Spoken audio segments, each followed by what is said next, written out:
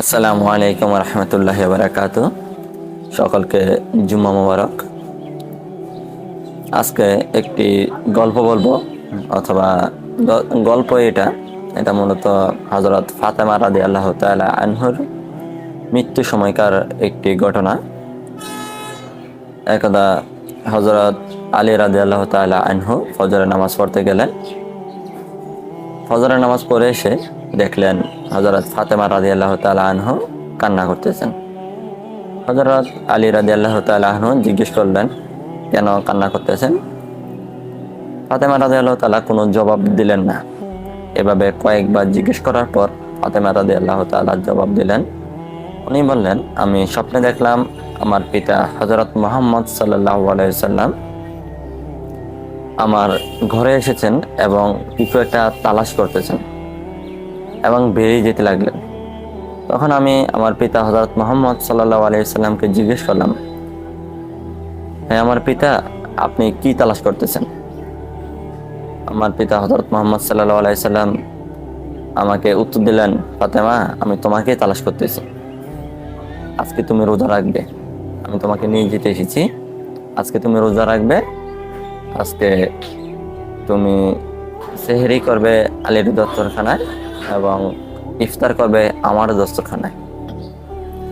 এই ঘটনা শোনার পর আলী রাদিয়াল্লাহু তাআলার আর বুঝতে বাকি রইল না যে ফাতেমা রাদিয়াল্লাহু তাআলা সময় শেষ হয়ে গিয়েছে, অথবা তার মৃত্যুর সময় খুব কাছাকাছি চলে এসেছে।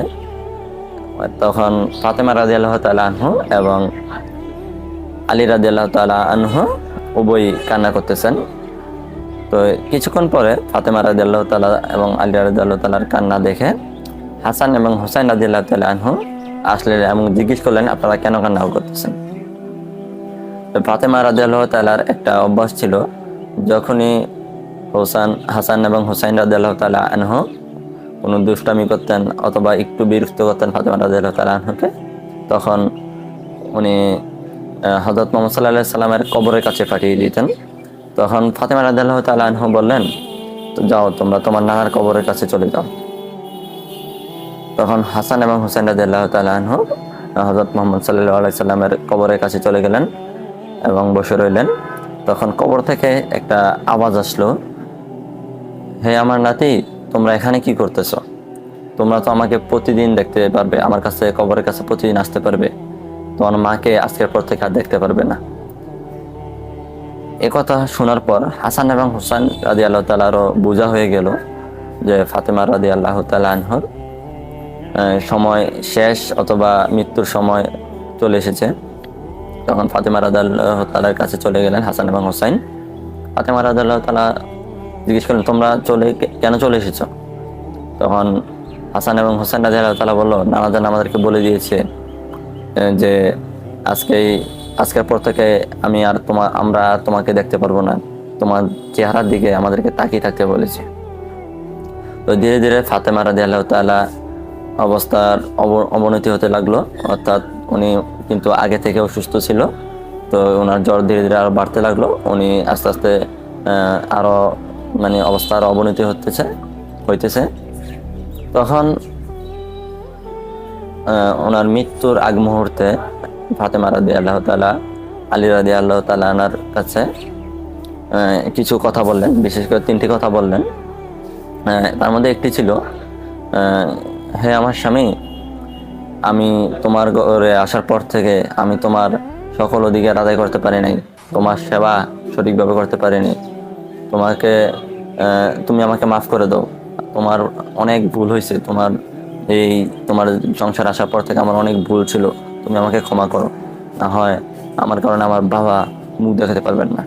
তখন আলী রাদিয়াল্লাহু তাআলা কাঁদতে কাঁদতে বলতে লাগলেন, ইয়া ফাতেমা, আমি তো তোমার যোগ্য ছিলাম না, তোমার বাবা আমার কাছে তোমাকে তুলে দিয়েছে, আমি তোমাকে দুবেলা ভালোভাবে খাবার খাওয়াতে পারিনি, একটা কাপড় কিনে দিতে পারিনি, তুমি আমাকে ক্ষমা করো। দ্বিতীয় কথাটি ছিল যে আমার মৃত্যুর পরপরই আপনি যে কোনো মহিলাকে বিয়ে করে নেবেন এবং হাসান এবং হুসাইন রাদিয়াল্লাহু তাআলাকে সপ্তাহে একদিন বুকে জড়িয়ে ঘুমাবেন।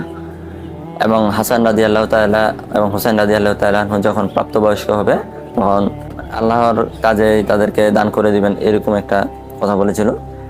আরেকটি কথা বলেছিল যে আমার মৃত্যুর পর আমার জানাজা রাতের বেলা দিবেন এবং গোপনে দিবেন। তখন আলী রাদিয়াল্লাহু তাআলা বলল, তুমি বিশ্বনবীর মেয়ে, তুমি হযরত মুহাম্মদ সাল্লাল্লাহু আলাইহি সাল্লামের মেয়ে, আমি পুরা দেশবাসী পুরো এলাকাবাসীকে জানিয়ে তোমার কবর দিব বা তোমাকে জানাজা দিব। তখন ফাতেমা রাদিয়াল্লাহু তাআলা বললেন, এ আলী রাদিয়াল্লাহু তাআলা আনহু, আমার সতর কেউ দেখে নাই, আপনার কাছে বিবাহর পর থেকে কোনো পুরুষের সামনে আমি কখনো যাইনি, কিন্তু তারা আমার লাশ দেখে তারা ধারণা করতে পারবে নবীর মেয়ে এতটুক লম্বা ছিল, এতটুক মোটা ছিল, তারা ধারণা করতে পারবে। আমি চাই না কেউ এরকম ধারণাও করুক। তখন আলী রাদিয়াল্লাহু তাআলা আনহু বললেন, ঠিক আছে। তখন রাতের বেলা যখন ফাতেমা রাদিয়াল্লাহু তাআলাকে কবরের দিকে নিয়ে যাবেন, তখন তারা মোট ছিলেন 3 জন, হযরত আলী রাদিয়াল্লাহু তাআলা, হাসান এবং হোসেন রাদিয়াল্লাহু তাআলা আনহু। উনি মনে মনে ভাবতে লাগলেন লাশের খাটিয়ে ধরার জন্য অন্তত আরেকজন প্রয়োজন। তখনই হযরত আবু জুহর কিফারি রাদিয়াল্লাহু তাআলা আনহু ওনাদের কাছে আসলেন এবং আলী রাদিয়াল্লাহু তাআলা আনহু জিজ্ঞেস করলেন, তোমাকে তো আমরা বলিনি ফাতেমা রাদিয়াল্লাহু তাআলার মৃত্যুর খবর, তুমি কেন আসলে, কিভাবে আসলে?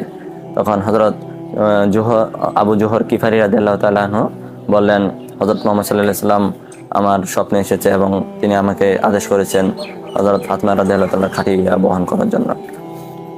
তখন হযরত ফাতেমা রাদিয়াল্লাহু তাআলা আনহু খাটিয়া থেকে নামিয়ে যখন কবরে রাখা হলো, তখন হযরত আবু জুহর কিফারি রাদিয়াল্লাহু তাআলা আনহু কবরকে জিজ্ঞেস করলেন, হে কবর, তোমার মধ্যে আজকে আমরা কাকে রেখেছি তুমি জানো? ইনি হাসান হোসেনের মা। কবর কোনো উত্তর দেয়নি। বললেন আলী রাদিয়াল্লাহু তাআলা আনহুর স্ত্রী। কবর তখনও কোনো উত্তর দেয়নি। বললেন এটা বিশ্বনবী হযরত মুহাম্মদ সাল্লাল্লাহু আলাইহি সাল্লামের মেয়ে, তারপরে কোনো উত্তর দেয়নি। বললেন এটা জান্নাতি মহিলাদের সর্দার। কবর তারপরও কোনো উত্তর দেয়নি। বললেন এটা দুজাহানের বাদশার মেয়ে।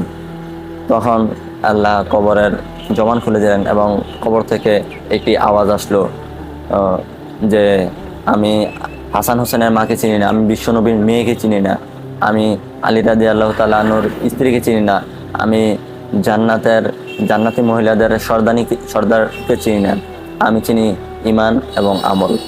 আমার কাছে যে ঈমান নিয়ে আসতে পারবে, আমল নিয়ে আসতে পারবে, তাকে আমি সুন্দরভাবে রাখবো, সে আমার কাছে জান্নাতের মধ্যে থাকবে।